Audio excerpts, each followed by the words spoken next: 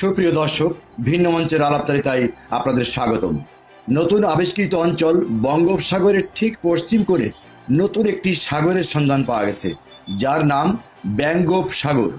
যদিও বা বঙ্গোপসাগর সম্পর্কে সঠিক তথ্য আমার কাছে নাই। সে বঙ্গোপসাগরের একটি দ্বীপ আছে যার নাম ক্যাঙ্গারু দ্বীপ।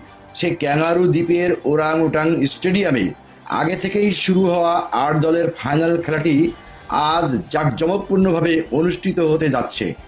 খেলা চলাকালীন সময়ে খেলার ধারাভাষ্য বর্ণনায় আমার সঙ্গে আছে যে বন্ধুটি, সে বন্ধুর নাম বিকলাঙ্গ বিলাপী শ্রীমান ভূতনাথ শিবাজি।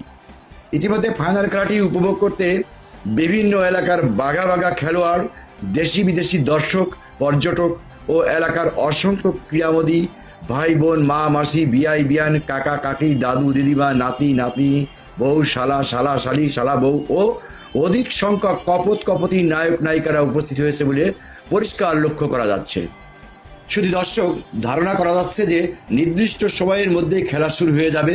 ফাইনাল খেলায় আজ যে দুইটি দল অংশগ্রহণ করতে যাচ্ছে, উভয় দলই খুব শক্তিশালী দল। মাঠের উত্তেজনার ভাব ধরন দেখে অনুভূত হচ্ছে যে অল্প কিছুক্ষণের মধ্যেই বাগে বাগে অথবা বাক্সিংয়ের লড়াই দেখা যাবে। মাঠের মধ্যে এখনও পর্যন্ত সম্মানিত রেফারিদের দেখা না মিললেও উভয় দলের খেলোয়াড়, কোচার, সমর্থকদের আনাগোনা লক্ষ্য করা যাচ্ছে।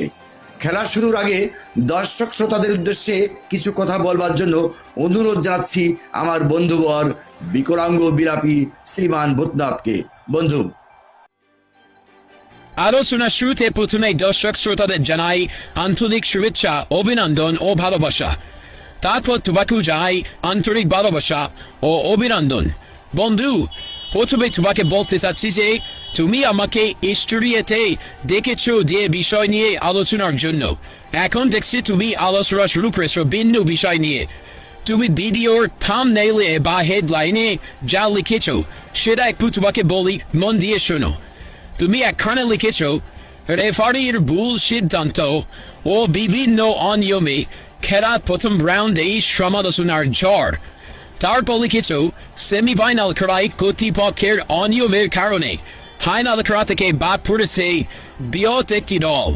তারপর এখানে লিখেছো গভীর রাতে উচ্চ পর্যায়ের এক গোপন বৈঠকের সিদ্ধান্তে বন্ধ হয়ে যেতে পারে আকর্ষণীয় ফাইনাল ম্যাচটি।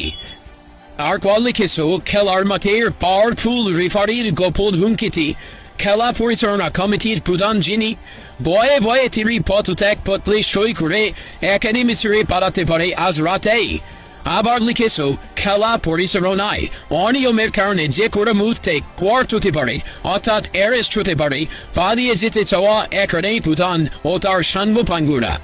ভিডিওর থাম্বনেইলে বা হেডলাইনে তুমি লিখছো আকর্ষণীয় কথাবার্তা, আর ভিডিওর ভিতরে আলোচনায় থাকছে অন্য ধরনের কথাবার্তা। বন্ধু, এসব ঠিক কথা।